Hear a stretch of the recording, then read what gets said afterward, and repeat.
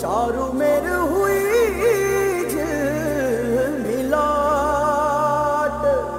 ते आया मारा पावना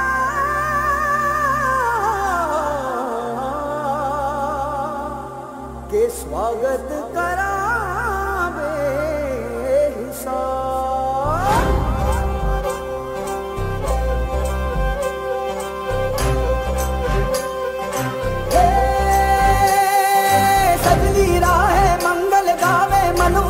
फुलवारी रे साजे गाजे बाजे गूंजे सपनोरी रे किलकारी रे वन उपवन अभिनंदन करता छाई घटा परियारी रे शक्कर भांको झांकी झांको हुई जश्न की ये तैयारी रे मन हर जाओ धन बरसाओ धन सुखवारो जी रे आयो रे शुभ दिन आयो रे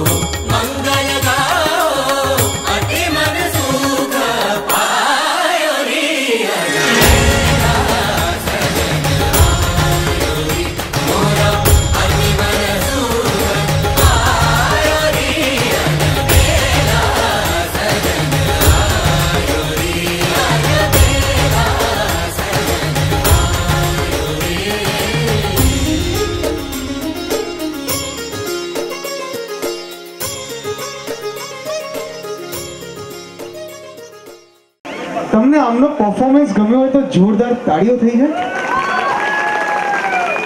क्या बात है, क्या बात है. પણ સીમાબેન, my question is to you.